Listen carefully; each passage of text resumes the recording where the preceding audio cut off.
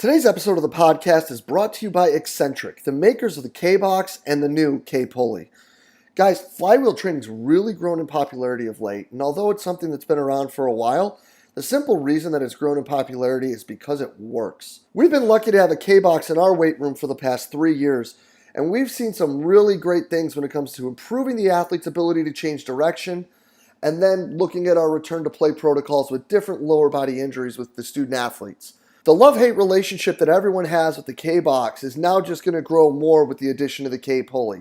The ability to do standing presses, pulls, rip-throughs, and knee drive exercises is just going to be another arsenal to our training and another addition to the love-hate relationship that our student athletes have with the awesome tools that come from Eccentric. Go ahead and hop over to eccentric.com today to check out what they have. Guys, I can't recommend it enough, and I guarantee you won't be disappointed, not just with the products, but with the awesome customer service that Eccentric provides. Hey everybody, if you enjoy the podcast and the content it provides, be sure to hop over and check out the community. The community is an exclusive members website that is just an extension of what we do here in July at the Central Virginia Sport Performance Seminar. What it is a combination of video lectures, a coach's corner with your Monday morning take-home information, and a forum where you can talk about anything and everything related to the field of strength and conditioning.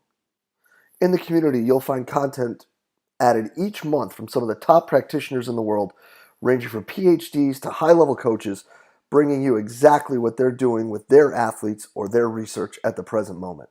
On top of that, an additional discussion by coaches bringing you that Monday morning information, things that you can add to your training program right away. Tying that in with the opportunity to discuss with coaches around the world in the forum on anything and everything from the topics addressed in these presentations to whatever you're seeing in your daily life as a coach. If this sounds like the right thing for you and your staff, go ahead and hop over to cvasps.com/community and try it out for 48 hours for just $1. If you like it, you're signed up, ready to roll, and you're jumping into all the great content added each month. If not, feel free to go ahead and cancel at any time. No questions asked. We're really excited about what we're building in the community and hope you are too. Go ahead and hop over to cvasps.com/community and check it out today. Hello and welcome to the podcast. Today, guys, we are going to talk athlete-dependent training with Parkway Central High School's Ryan Banta. Guys, after a really quick intro, Ryan's going to get right into it, talking about his book, The Sprinter's Compendium. And then we're going to get into talking about training, who we learned from, who's influenced him as a practitioner. And then we get into the role of the weight room and how he identifies athletes when we're talking about being more of a volume athlete or more of a less volumed athlete, if you may. We finish off getting into the book, who the authors are, and what connections have impacted him and how these connections have made him a better coach. This is really an awesome talk, guys. I hope you enjoyed it as much as I did. Let's get right to it. Ryan, thank you so much for taking the time to be with us today. Hey, man, it's a pleasure. Thank you for having me. Yeah, so listen, man, for the one person listening that doesn't know who you are, let's give them a quick 411 as to who Ryan Banta is and what you've been doing and what you've been up to. So I was kind of a frustrated sprinter in high school and college and spent a lot of time injured. And I kind of had this bug or demon in my soul, so to speak, that wanted me to kind of figure out, well, how did that play out and why did that play out the way that it did? And I had an opportunity to coach with my old high school coach. And after about a week and a half spending time with him, I realized that this is what I wanted to do for the rest of my life. And that coaching was something that I think I could, offer to other people and to really give them an experience that might be slightly better than my own, and to kind of not have to learn from the mistakes that maybe I made or some of the things I learned through training. And as time went on, I got to be the head women's coach over at Parkway Central High School, and I've been coaching there now for 17 seasons in track. I coached football there for a bit. Took our team to this state title as an assistant coach, as the strength and conditioning guy for that. And then an opportunity opened up for me to coach for the cross country program. And that gave me a chance to coach the female athletes year round and to implement some of my philosophy, what I kind of feel like all athletes need to be doing, not just speed power people. And we've had a lot of success there. spent a lot of time with, which actually you can see on my T-shirt, Summer Track Club that was once the Ladue Lightning, then the St. Louis Lightning, then the Gateway Track Club, then Gateway City United. So we've had a number of different names with that program, but consistently the coaching staff with that has been pretty much the same. And I serve more as an assistant with that program because I'm going guns blazing, 9 months out of the year. So I have to let somebody kind of take the bull by the horns, if you will, and be the head of that program. But in the spirit and promoting it and communicating, I'm kind of one of the key figures in that program. And all of this kind of led to an exploration of, well, how do we make people faster? How do we make them stronger? And then who are the people I should be talking to and using as mentors to really find that information out, because I was very frustrated as a young coach with some of the experiences that I had. And unfortunately, my first couple of years coaching, I was one of those people that just believe that either you're fast or you're not, and then just let's work the death out of people. And thankfully, through some really difficult times as a coach, I was able to learn that that isn't the case, and I found some really good mentors that helped kind of guide me down the path of how do we get this thing done to make people better. That's awesome, man. And then somewhere in the middle of all that, you put some pen down to paper and wrote a little thing and started sharing some stuff with people about how we can make people faster. Absolutely. So in 2012, with some of the things that I was able to accomplish as a coach and everything that worked out really great, I was invited to go down to the USATF Emerging Elite Coaches School, which is part of their Olympic Training Center programs that they run there. And I was in the cafeteria talking to a bunch of the coaches, and they began to start referencing articles that really were kind of important to them and their philosophy. And these guys were this is right when we walk in, so no introductions have been made. People aren't even paying attention to each other's name badges or anything. And one of the coaches brings up an article that I wrote and didn't know that it was me that wrote the article. And so at that point, I was like, oh, wow, like, first of all, I didn't think anybody was listening to anything that I was saying. And so part of it's like, I really need to pay a little more attention to my grammar and my sentence structure when I write. And boy, I better have this information locked down, and it better be at least thoughtful advice, even if it's not advice that everybody needs, so that I'm not screwing anybody's athletes up through what I'm giving them. But it kind of gave me the energy to realize, man, I could make a book. And with my connections and the people that I know in the track community, I think I could get this done. And luckily, I was able to attract a few big names to the project, and it kind of blossomed from there, and it ended up being a 5-year project to get this thing done. Yeah, so people that don't know about it, tell them a little bit about the book. Tell them, I mean, we can say big names, but let's be honest. We've got Yeah. big names. Yes. So one of the key contributors, everybody knows Dan Path. Everybody knows Dan Path in a number of different circles. So when he finally decided to join on, the names started coming fast and furious. You had Andreas Bam, and you had Vince Anderson, and you've got Brooks Johnson, and you've got Curtis Taylor. You've got Vern Gambetta, Tony Holler, Chris Corfus. You got a variety of different people in different realms of speed, and the names, accumulating as we went along. And what was really cool in the world of track and field is, everybody is willing to share in the world of track and field, and that isn't the case for other sports. Yeah, no, and I love that. And actually having the ability to sit down and listen to Dan and then try to look at what Dan can see, which is preposterous. Just here a few weeks ago, Right. when he puts a video up of like talking about how somebody's spilling out, and I'm just sitting there. And the only way I could have got closer to the screen is if I stood up and put my nose on it. Right. But yeah, the people you have, and Chris was here too, obviously, and just sensational dude. And the one thing that I wouldn't have guessed about Chris Corfus is how funny Mm-hmm. he is. Yeah. The dude's a stitch. Like he had me Yeah, rolling like later on in the day, but super knowledgeable. And Tony's great, and all these people are sensational. But now when right, you go back doing something kind of like that with our manual, bringing all these people in, right. makes me second guess everything into like why I'm inhaling every day. With some of the things that we have hmm people write. So going back over that 5-year plan, what did it do to you as a coach? Well, I had my preconceived notions when I first became a coach, and then I had my preconceived notions through my mentorship. That it's like, okay, well, here's a very specific path that I can go down, and my kids are going to get better. And that Coach Burris, is still a mentor of mine, and he is very, very, very good in the special endurance, speed endurance component.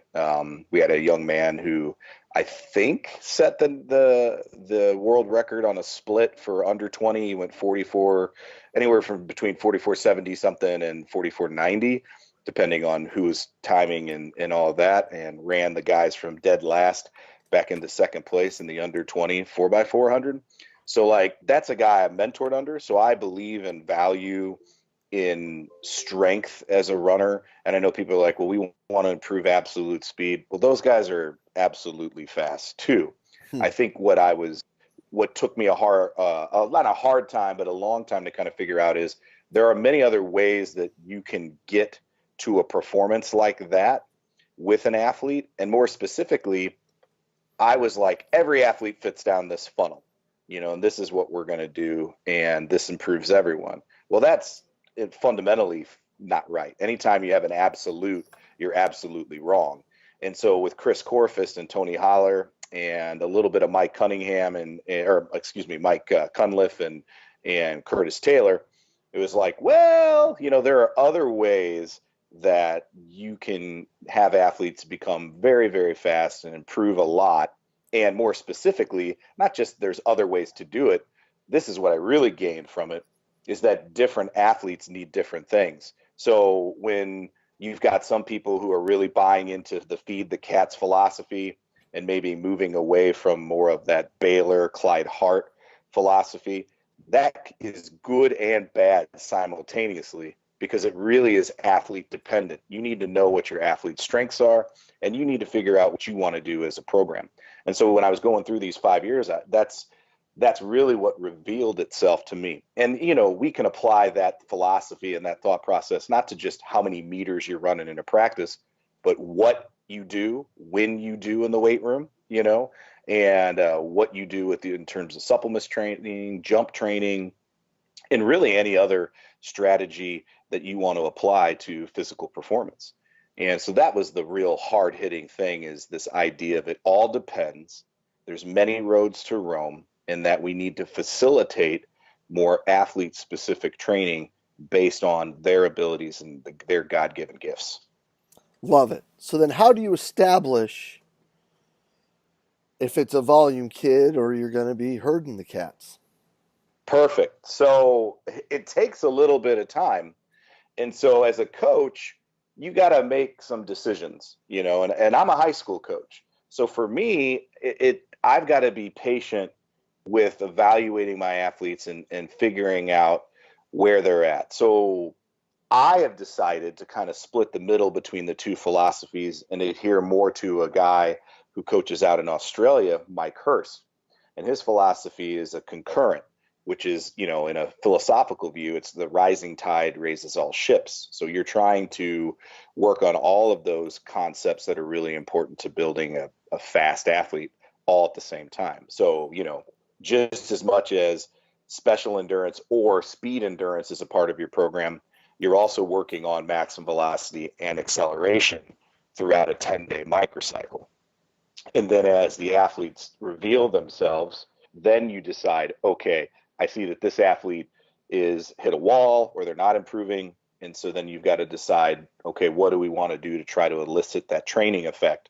And, you've got to figure out at that point, this athlete really works well when they're doing acceleration or sled drives or pulls or maximum velocity. And this athlete seems to really continue to improve based off of the training that we're doing more towards the 400. Maybe we could even push that farther up to the 800. Now, more importantly, besides all that stuff, we test at the beginning of every track season to see where our athletes are at. And you got to make sure some of your tests are relative to power, some of them are relative to acceleration, some of them are relative to coordination, and some of them are relative to some sort of work capacity.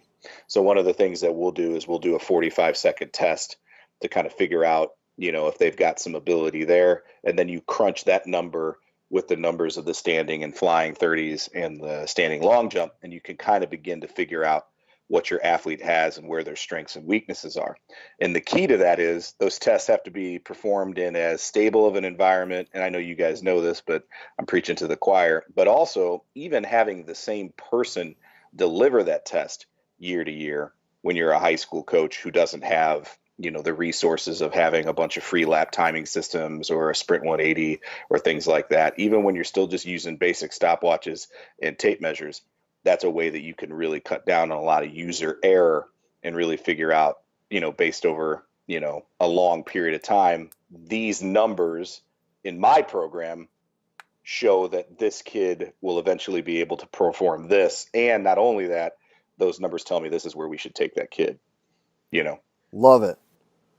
Now, you dropped a few names back there that also have some interesting things on the other portion of your career, which was the strength and conditioning realm. So, Right. where does the weight room fit in with what you're doing? So for me, the weight room is huge in certain parts of the year. So first of all, our cross country kids, they power clean, they deadlift, they squat, they bench press. And for a lot of cross country coaches, they're not willing to, what they would say, sacrifice that time to get that done. We do that all year long. And one of the reasons why we do that all year long is that we feel like, that's going to help our athletes stay healthy. It improves bone density over time. And when you're working with female athletes, the skeletal system is an issue in an endurance sport like cross country. And then hormonally, those athletes get a big benefit from lifting way late into the season, specifically females do. And so we won't back off the weight room until maybe 1 or 2 weeks out from their peaked competition, whatever that may be.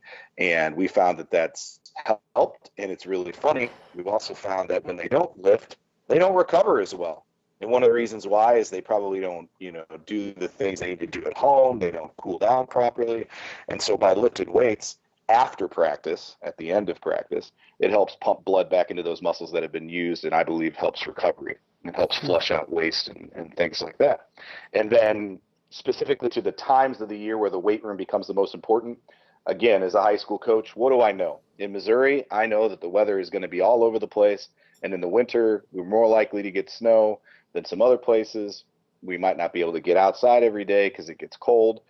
So what can I guarantee I can improve on? And so for that 4-month period between the end of football/cross country into spring sports, we lift 4 days a week. And the only day we don't work out on Fridays. If we worked out on Fridays like I used to, we'd lift on Fridays also. We'd lift 5 days a week.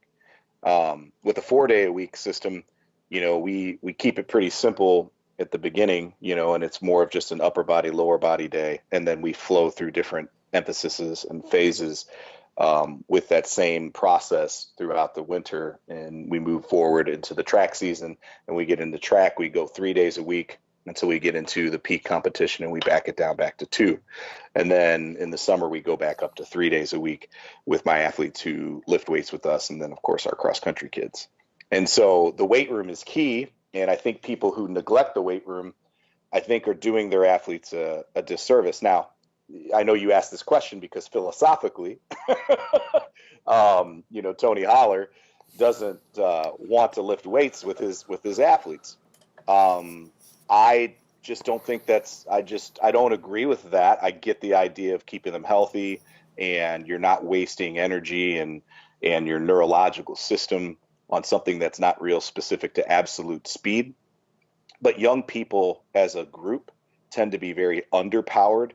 And so I think, when we move to later, when Dan Path finally gets the kids that we're coaching, then maybe the weight room is de-emphasized. But when these young people, men and women, are going through adolescence and their bodies are changing, why wouldn't you lift? Why wouldn't you do that? And from a hormonal perspective for women, from a safety perspective, from an overall general athleticism, all of these things I think are good. Now, occasionally you have to be careful. We had a young man who trained with us, Jared Ingram. He looked like Adonis in his upper body, but he was gaining so much mass and so much strength that he almost became like a weeble wobble. You know, he was way too heavy up top.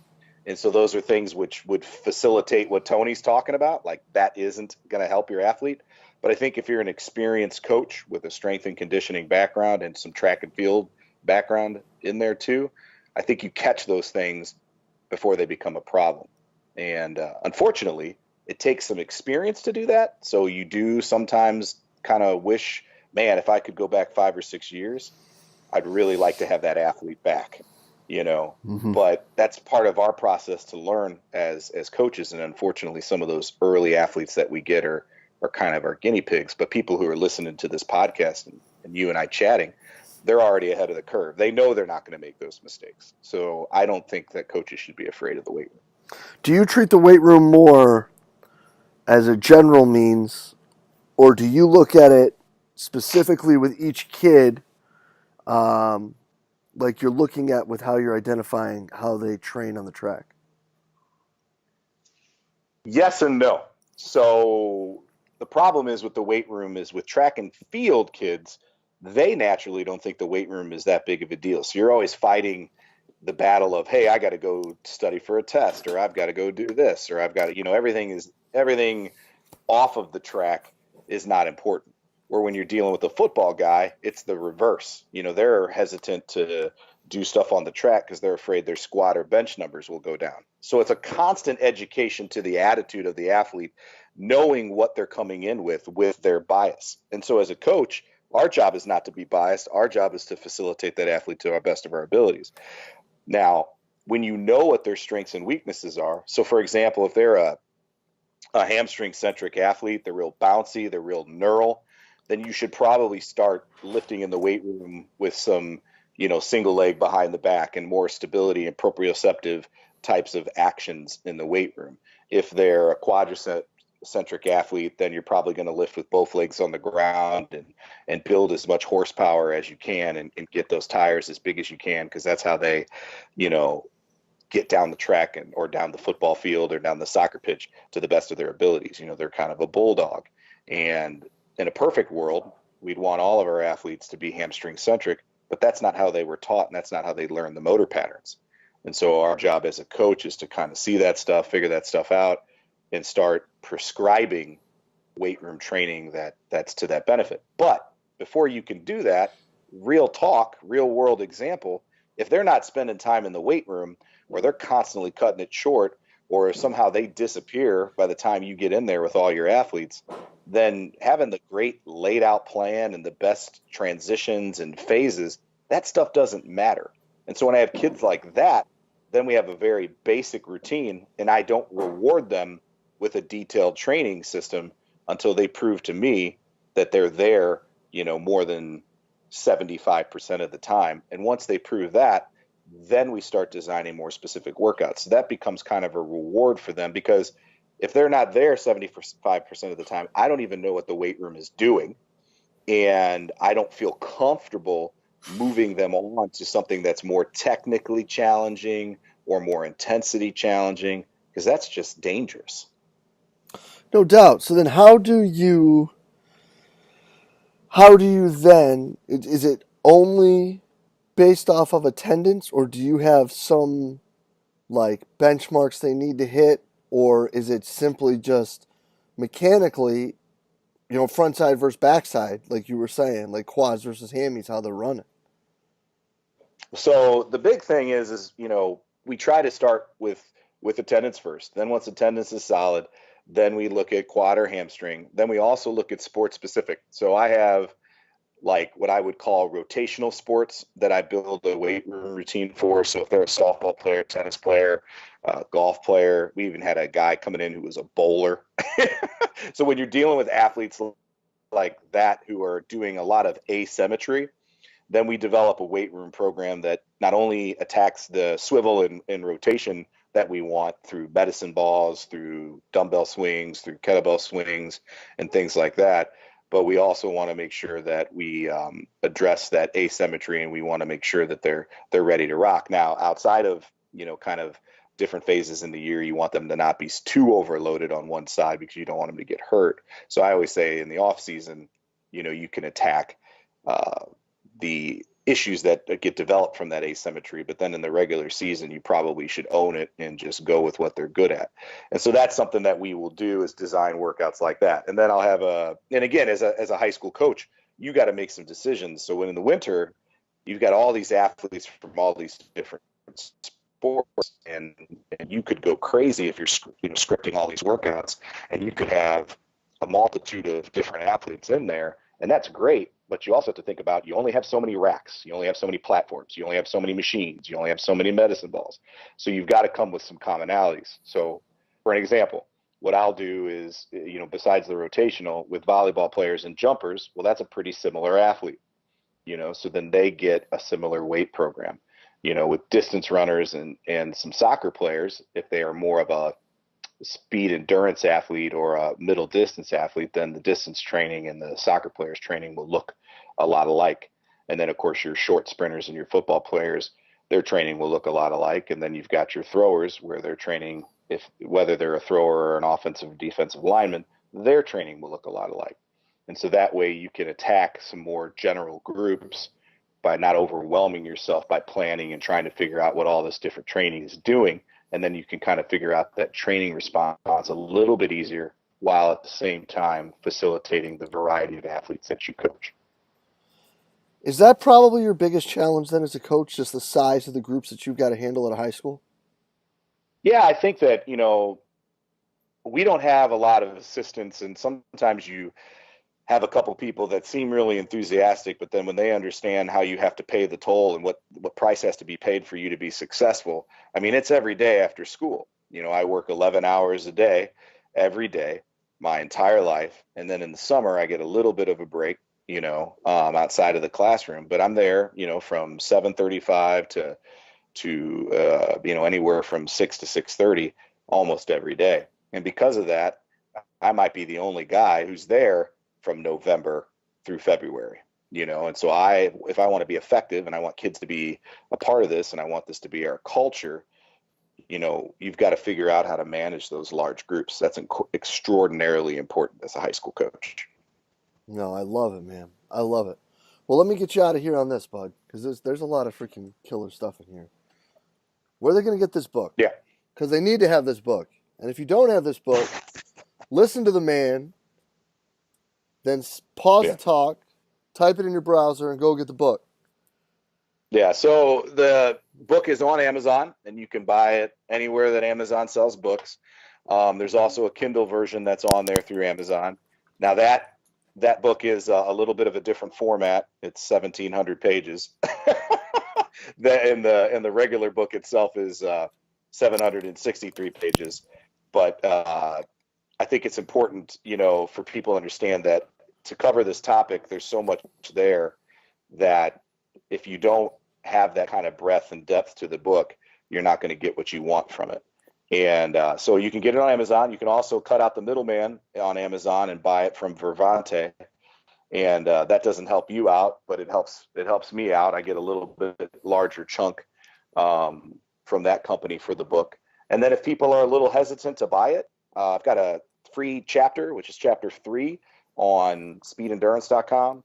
And then I've got a chapter and a half Kindle version at the Amazon site. So they can kind of take a look and see what the content is and everything. But it's meaty. And what I've constantly heard from a lot of people when they've picked this book up, they cannot believe how large and heavy it is. When they hear 763 pages, they don't realize, well, that's an 8x11 book with a 10-point font with no spacing, with 50 contributors. So in some ways it could be intimidating, but it's not meant to, but it's not meant to be read cover to cover. And so I would say, if you really want to know something and you want to have a coach's clinic in a book, the Sprinter's Compendium is probably the best example of a coach's clinic in a book. And what's great, And a long time ago, I remember there was that debate between, I forget who it was, Mike Boyle and somebody else, about different types of lifting and all of that. And it was like this big throwdown at a big strength and conditioning conference. Well, you get a lot of that in this book too, where different coaches provide different ideas. You know, Tony Holler's view of the weight room is going to be very different than mine. Tony's a really smart guy. I got no problem with that. In fact, it's probably important to hear that to make you pause and think about what you're really trying to accomplish. Just like, you know, some people don't want to go and run larger intervals or longer intervals, but man, it seems like the people that do that all the time are pretty darn good at the 400 and 4x4 because training has consequences. And so I think those contrasting views in this book are outstanding, and it's a strength of the book. Yeah. Now, it's been off the whole time because I didn't want to ruin the freaking thing, but the signal we had. But hopefully it's up now. Yo, get it. And he's not kidding, dude. It's as thick as my damn head. And when you want to talk about conflicting styles, the first two names listed, Håkan Andersson and Vern Gambetta. I mean, like, you want to talk about conflicting styles. Like, you don't have to go any further. The one person that I might want to ask you about when we're done, or I might ask you now, and he's a guy that, because of my relationship with Kier, has always super intrigued me, is Jonas. Yeah. Yeah, so Jonas is a disciple of Dan Path, you know, and that when they were over there with Team Britain, and a really intriguing individual. And again, you know, somebody who's had a lot of success. Everybody talks about how Britain's got all this money and all the sponsorship and support, but they don't have a collegiate and high school system like we do. They have horrible weather all the time. Mm-hmm. You know, most of the Brits are vitamin D deficient. You know, you can't get outside and train. And people, like, with our American bias, we're like, oh, well, we'll just go up to the local high school and train. Well, that's not the situation in Britain at all. And so for him to be able to have that amount of success and to really improve people that work underneath him, and that's what I'm looking for from coaches, is it's nice to have these elite names and these people, but you know, what's your improvement? You know, and that's kind of where, again, going back to Tony Holler's idea of record, rank, publish. You know, if you look at Jonas's record as a coach and the athletes he's worked with and how they've been able to stay healthy and have success and improve in an environment that isn't built for speed necessarily, he's done very, very well. Yeah, that's why I think Hawkins a stud too. Absolutely, without a doubt. And that's one of the funniest things is, you know, some of the best coaches are not in environments that are necessarily best for coaching. And why is that? Well, because weather and conditions and genetics and lots of athletes make a lot of bad coaches look good, and those athletes can succeed in spite of them. In my first, you know, 4.5, 5 years of coaching, all of my athletes succeeded in spite of me. And now I hope that, you know, they're at least not getting hurt by me. And then maybe somewhere down the line, 20 or 30 years down the line, I could say, yeah, I had a lot to do with their success. And that's just the nature of our environment. So if you're in Sweden, you've only got so many people, you've only got so many resources. The weather is terrible, you know, and so you've got to maximize the things that you have, and you can't make mistakes. And him and Håkan and Jonas do a great job of that. Dude, Håkan had to be a fireman. Yeah. Like he's a fireman, you know, like he didn't pick like some cushy profession. I mean, he's a fireman. Right. Coaching national champions. Which says something, right? Because when you're in a situation like this, the fire doesn't allow you to make a lot of long, brooding, you know, decisions. You got to make some choices. You got to make some choices quick, and you got to make some decisions on, okay, what is the best outcome in this situation now? And I think that, you know, believe it or not, I think that skill set is really applicable to coaching in terms of there are things that happen, even in a sport that's really controlled like track and field. There's a lot of chaos. There's a lot of the three-ring circus. And so as a coach, you've got to be able to stay calm, and you've got to be able to, you know, synergistically pull all this information together to make some really good choices. And yeah, the sacrifice that some of these people have to make is just outrageous just so that they can coach. Yeah, he's amazing, man. Like, When he came in, it took like 5 minutes in the car for me just to be like, okay, this Right. dude's the real deal. And then when he started talking about being a fireman, I'm just sitting here thinking like, that's like that's like John Lennon needed to be a fireman to me.